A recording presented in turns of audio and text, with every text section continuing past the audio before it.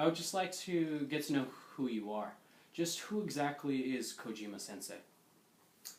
It's I am. Yes.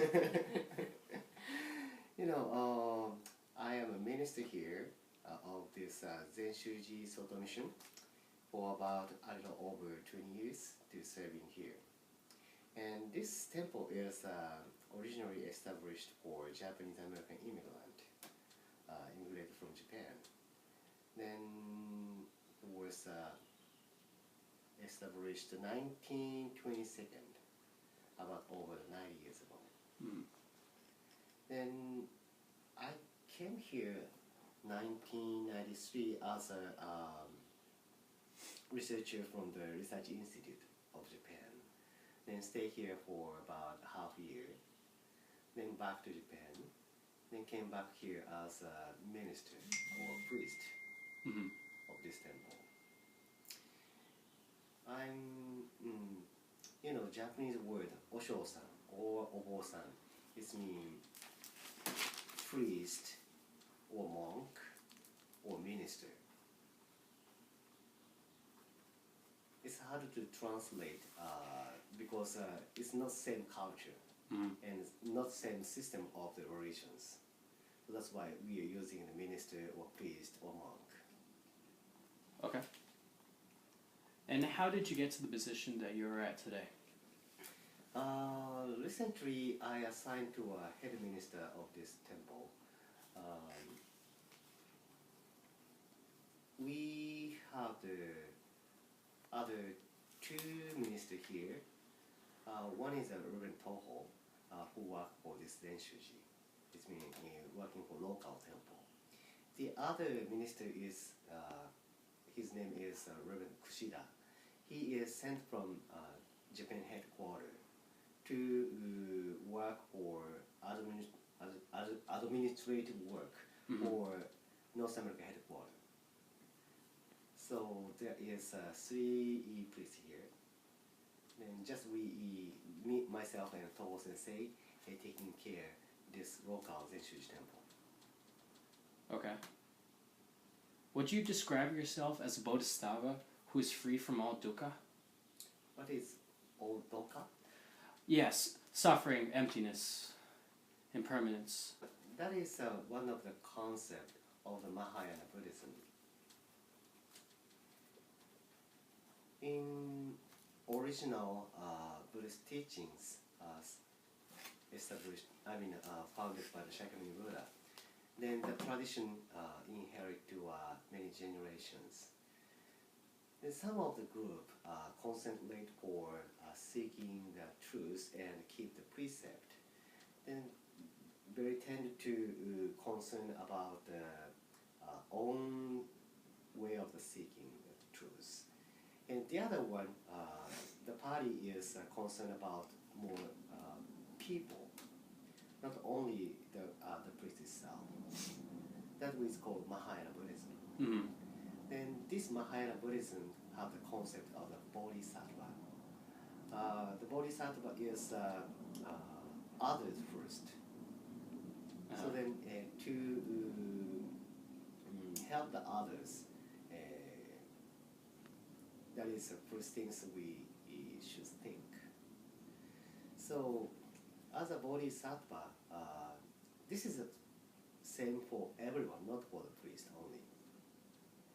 The Japanese way of thinking is consider others first.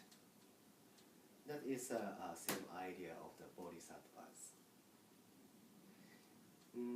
Not for myself strictly studying the word. However, our lifestyle or way of thinking is always related the idea of the bodhisattva. Okay. And I'm just putting on my timer because I don't want to keep you here forever. Okay. Because I understand you're probably a very busy man. Don't worry about it. Okay, I'll just set that now. Okay. And you mentioned how the idea of being free from all dukkhas is, would you say, from Mahayana ideals. So now I have to follow up with this question. Which denomination in Buddhism do you identify yourself with? But I think I may already have a good idea. Yeah, denomination. Actually, this temple belongs to a Soto school, Soto Zen school.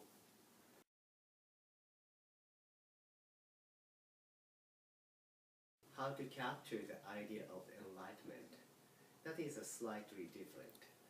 You know,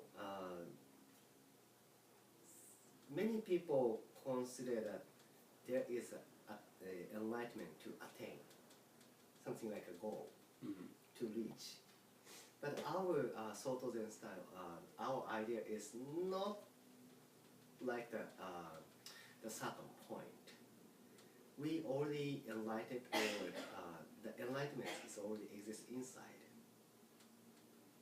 That it shows or not. Enlightenment, nobody knows that what it did exactly.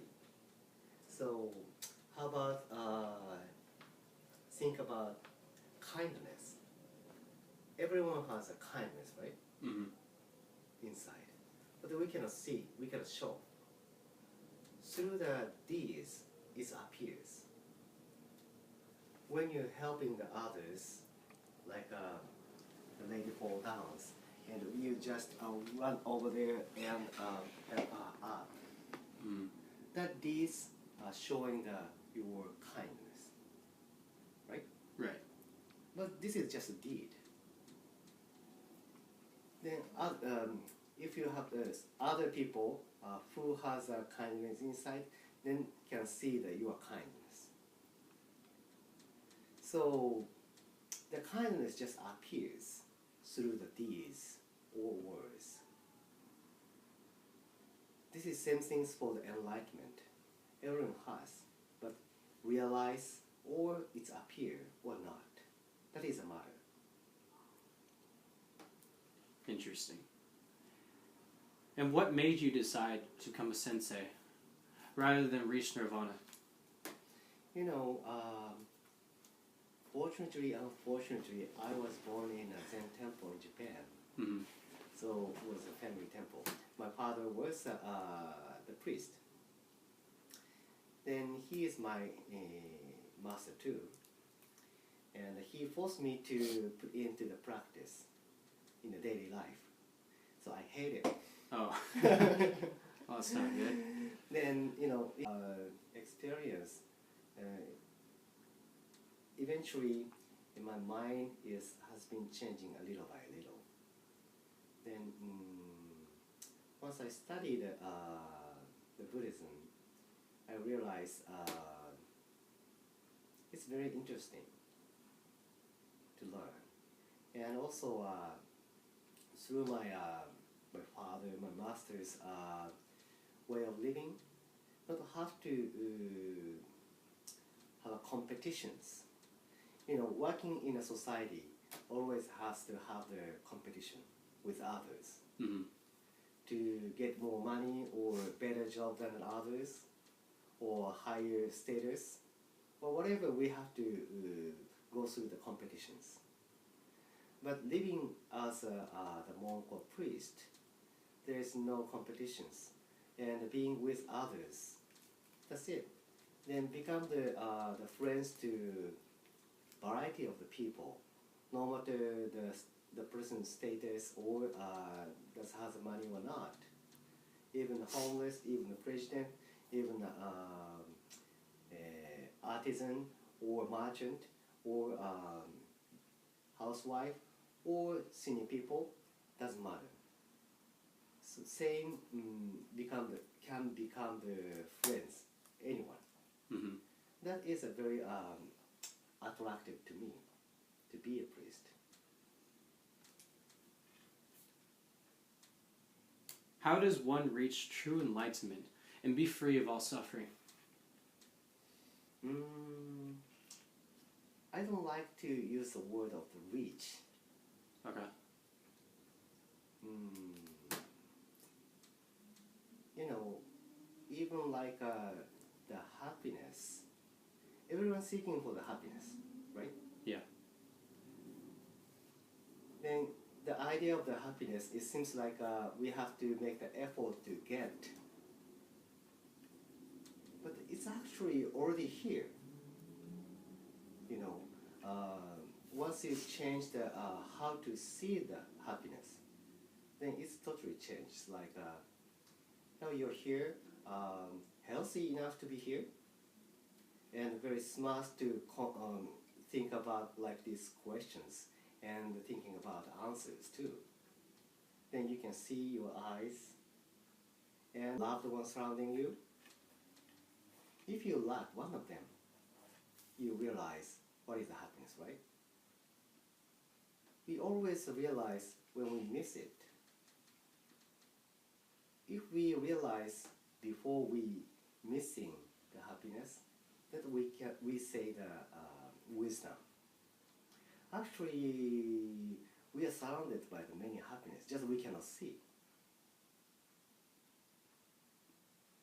How to realize the things? That is the eyes of the Buddhism. Okay. Would you agree that all worldly desires are vices or bad things? Everything good and bad, and everything made or judged by own mind. It's a Zen word, everyday good day. But every day is not good day. Sometimes it's not really good day. Sometimes really painful. Mm. And sometimes many troubles. But it depends on your mind. You can change the day good or bad. If this is just an example. If you when you had a car accident, some people might think this is not good day, unlucky day. I got the accident. But some other people thinking like this way, I got accident, but I haven't damaged so bad. I'm survived. It was lucky. Lucky or unlucky, good day or bad day, good things or bad things, always judged by own mind. So it's not outside. We have to see inside. That's why the Soto Zen School's founder Dogen says that study Buddhism is study the self. So if you're seeking outside, you don't see the truth. If you see the inside, you will learn many things. How does one deal with suffering?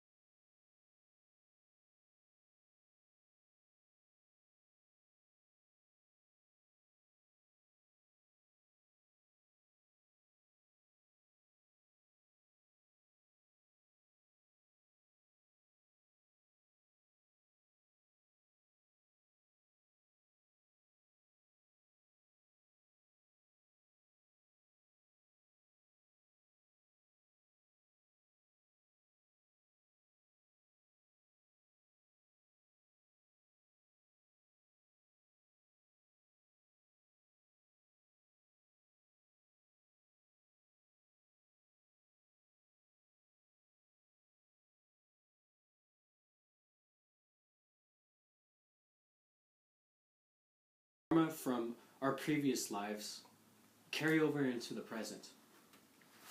Do you know the original meaning of the karma? No, I don't. Karma is original Sanskrit means only deed. It's not mean negative or positive. Just deed.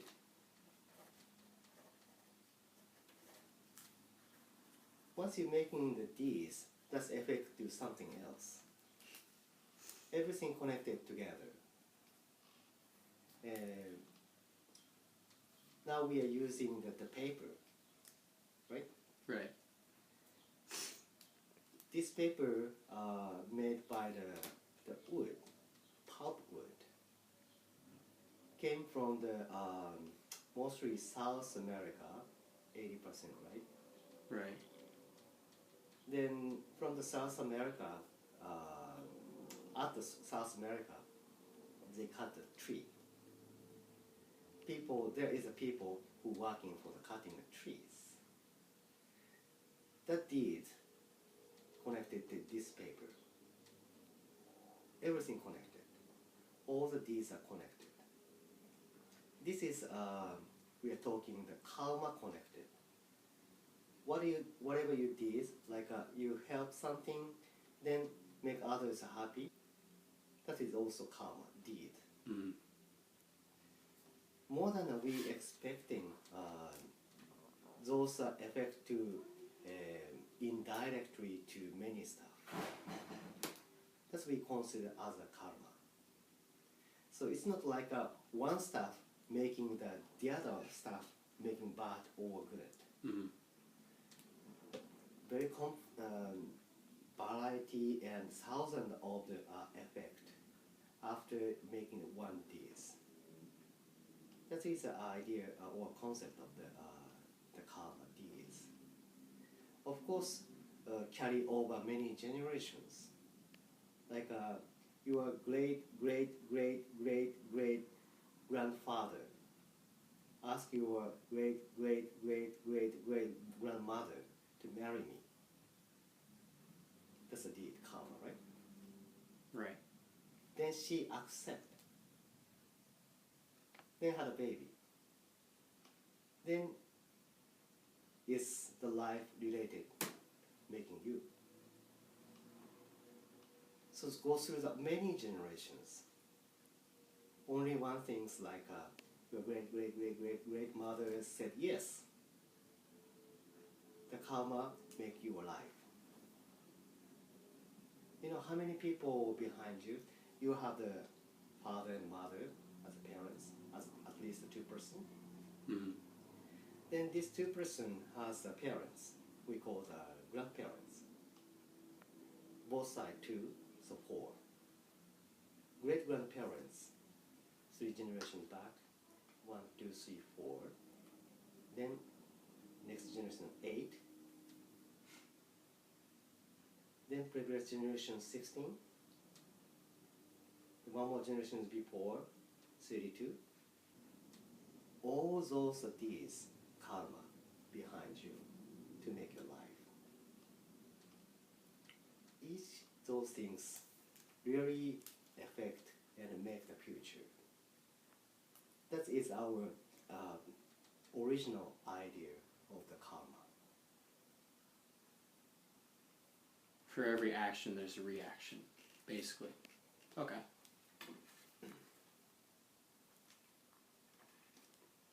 Who is Buddha to you, and how has he had an impact on your life?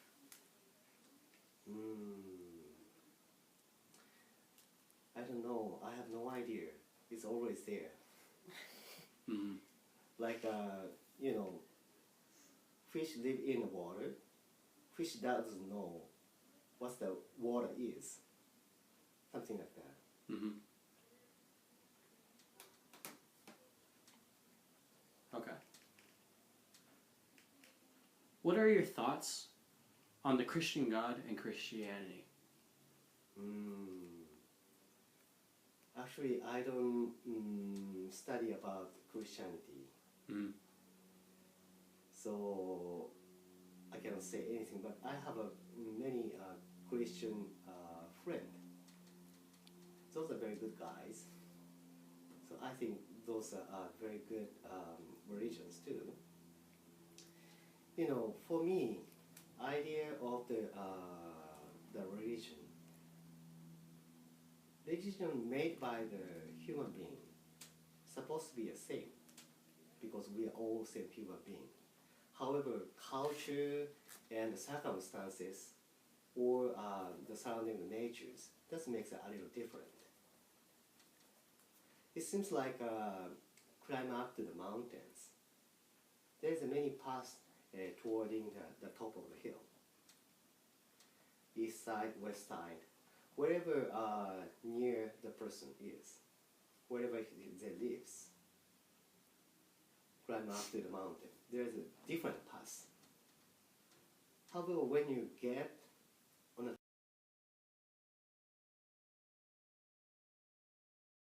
path to get on the top, then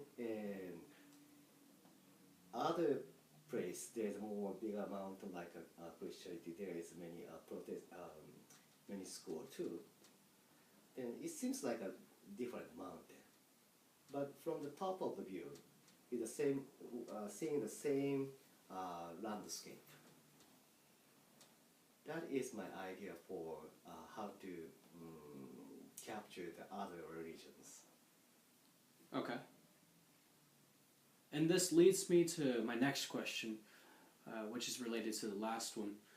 Do you believe that there are many ways to salvation or nirvana, or only one way? Thousand of the way, thousand of the way.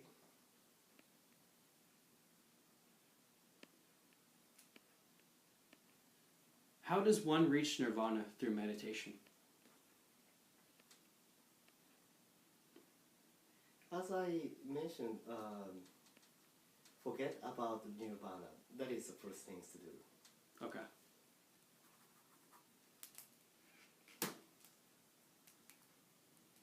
Obsessing something, even a nirvana, that's keep away from the nirvana.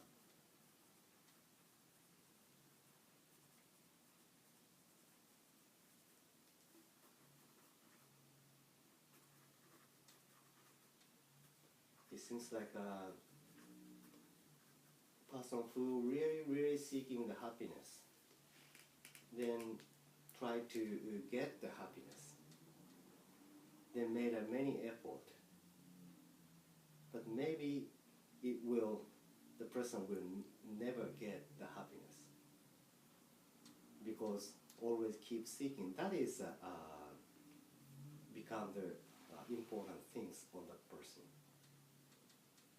But even the happiness there cannot feel them.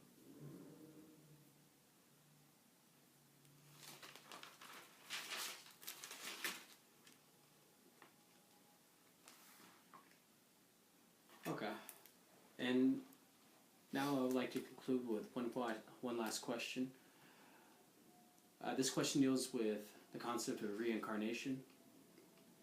And I would just like to ask, what do you believe that your previous life was? How they made it?